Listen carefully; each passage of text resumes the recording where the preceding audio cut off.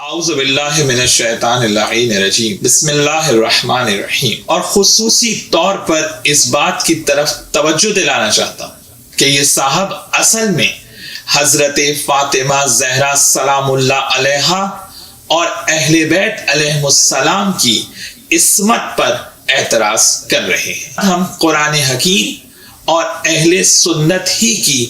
مستند کتابوں کے حوالوں کے ساتھ اپنی گفتگو کو آگے بڑھاتے ہیں۔ دنیا یہ بات سن لے کہ ہم اہل بیت رسول صلی اللہ علیہ وآلہ وسلم اور بالخصوص حضرت فاطمہ زہرا سلام اللہ علیہا کو جو معصوم مانتے ہیں، ہمارا یہ عقیدہ قرآن حکیم اور احادیث رسول صلی اللہ علیہ وآلہ وسلم کے عین مطابق ہے۔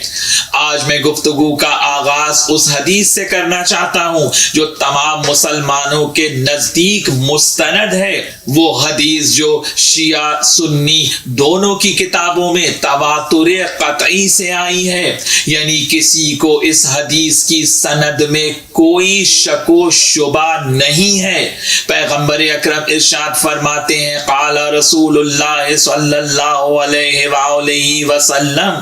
انی تارکم فیکم الثقلین کتاب اللہ و اطرتی اہل بیتی، میں تمہارے درمیان دو گراں قدر چیزیں چھوڑے جا رہا ہوں، ایک اللہ کی کتاب اور دوسرے میری اطرت، میرے اہل بیت۔ اور اس کے بعد پیغمبر فرماتے ہیں، ما ان تمسکتم بہما لن تضلوا بعدی ابدا، اگر تم ان دونوں کو تھامے رہو گے، ان دونوں سے متمسک رہو گے، اگر تم قرآن اور اہل بیت کی اطاعت کرو گے تو گمراہ ہونے سے بچ جاؤ گے۔ اور آخری حصہ حدیث کا یہ ہے، وَلَن يَفْتَرِقَا حَتَّى يَرِدَ عَلَيَّ الْحَوْض، اور یہ دونوں جدا نہیں ہوں گے، ہمیشہ ایک دوسرے کے ساتھ رہیں گے، قرآن اہل بیت کے ساتھ، اہل بیت قرآن کے ساتھ۔ علماء اہل سنت جانتے ہیں کہ ان کی یہاں اگر کوئی حدیث 4 یا 5 صحابہ سے روایت ہو کر آئے تو اسے حدیث متواتر کہا جاتا ہے۔ میں یہ علم لانا چاہتا ہوں کہ حدیث ثقلین 30 سے زیادہ اکابر صحابہ سے روایت ہو کر آئی ہے اور اہل سنت کی مستند ترین کتابوں میں موجود ہے، اور سب نے حدیث ثقلین کو صحیح السند کہا ہے۔ سب سے پہلا حوالہ امام احمد ابن حنبل جن کا سن وفات 241 ہجری ہے، انہوں نے مسند احمد ابن حنبل میں نقل کیا۔ دوسرا حوالہ امام ترمذی کی صحیح ترمذی جن کا سن وفات 279 ہجری ہے۔ تیسرا حوالہ مسند عبد ابن حمید، یہ بزرگ جن کا سن وفات 249 ہجری ہے، انہوں نے اپنی مسند میں نقل کیا۔ اور اس کے بعد میں حوالہ دینا چاہتا ہوں شرح مشکل الآثار، طحاوی کی کتاب، طحاوی جن کا سن وفات 321 ہجری ہے، انہوں نے اپنی کتاب کی 5ویں جلد کے صفحہ 13 کے اوپر حدیث ثقلین کو نقل کیا ہے۔ اس کے بعد میں حوالہ دینا چاہتا ہوں شرح سنہ مسعود بغوی، مسعود بغوی جن کا سن وفات 516 ہجری ہے، انہوں نے اپنی کتاب کی 4تھی جلد کے صفحہ 119 کے اوپر حدیث ثقلین کو نقل کیا ہے۔ اس کے بعد جامع الاصول ابن اسیر جزری جس کی تحقیق کی شعیب ارناؤت نے، اس کی پہلی جلد کے 278 کے اوپر حدیث ثقلین کو ابن جزری نے نقل کیا اور شعیب ارناؤت نے اسے صحیح قرار دیا ہے۔ اس کے بعد میں حوالہ دینا چاہتا ہوں المطالب العالیہ ابن حجر اسقلانی جن کا سن وفات 852 ہجری ہے، انہوں نے اپنی کتاب کی 17ویں جلد والیوم نمبر 17 صفحہ 142 کے اوپر اسے نقل کیا ہے۔ اور سب سے آخر حوالہ جو انتہائی اہم ہے، سلسلہ احادیث صحیحہ شیخ البانی کہ جو ہمارے برادران اہل سنت کی یہاں انتہائی مستند ہیں، جن کو بخاری قاری الزمان کہا جاتا ہے، جن کو حدیث کا امام کہا جاتا ہے، انہوں نے اپنی کتاب سلسلہ احادیث صحیحہ کی 4 جلد کے صفحہ 355 پر نہ کہ حدیث ثقلین کو فقط نقل کیا ہے بلکہ حدیث ثقلین کی تمام اسناد کو بھی نقل کیا ہے۔ یہ سلسلہ احادیث صحیحہ آپ کو سامنے اسکرین پر نظر آ رہی ہے۔ حدیث ثقلین کو نقل کیا، اس کے بعد تمام اسناد کو نقل کیا کہ پیغمبر اکرم ارشاد فرماتے ہیں کہ ما ان اخذتم لن تضلوا کتاب اللہ و اطرتی اہل بیتی،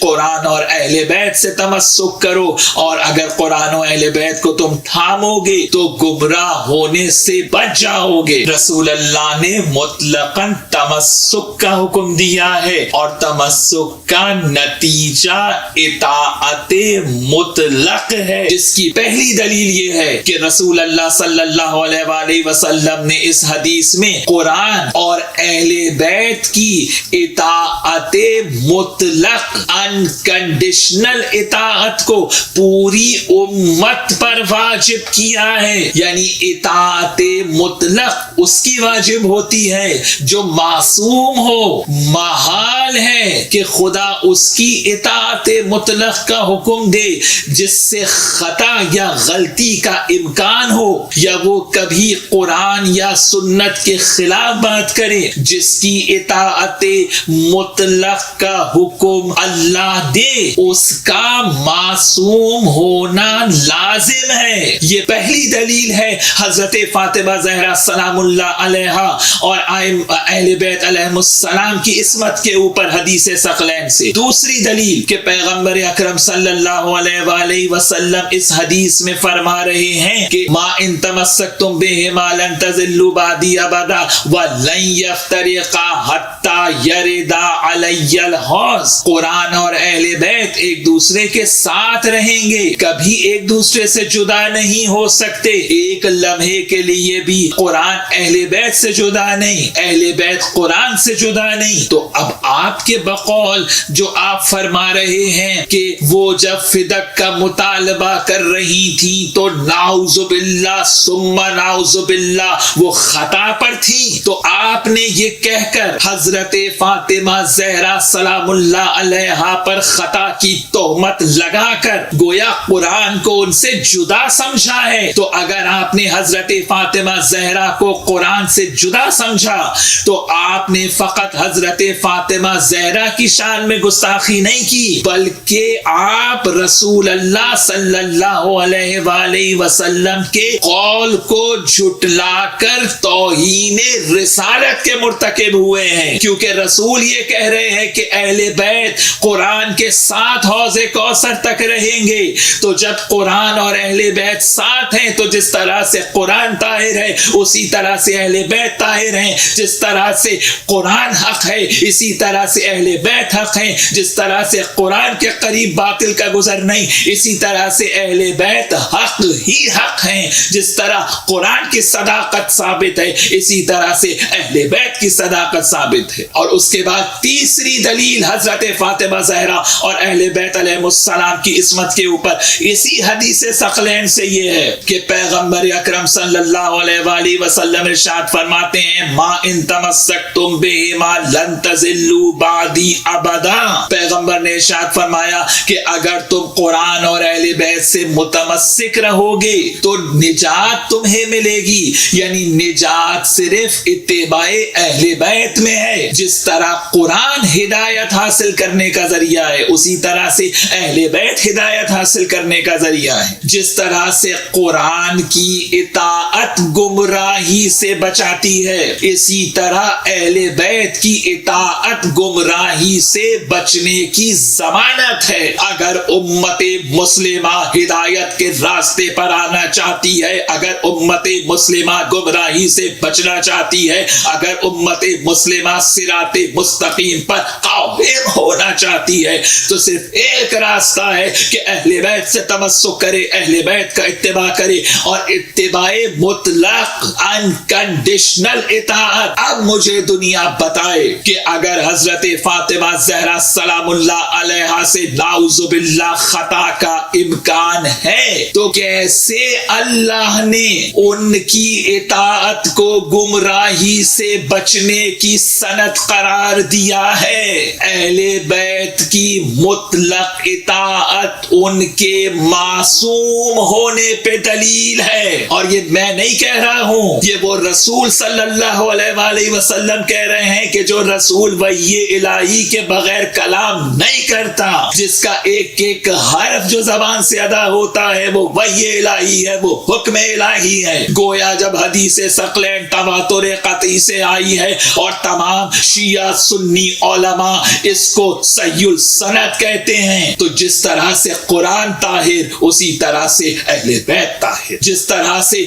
قرآن میں خطا کا امکان نہیں، اسی طرح سے حضرت فاطمہ زہرا سلام اللہ علیہا اور اہل بیت کے قول میں خطا کا امکان نہیں ہے۔ یہ وہ ہیں جو عدل قرآن ہیں، یہ وہ ہیں جو ثقل قرآن ہیں، یعنی پیغمبر جب کہہ کر گئے ہیں کہ میرے بعد صرف ان سے متمسک رہنا تمہیں گمراہی سے بچائے گا، تو اب یاد رکھے دنیا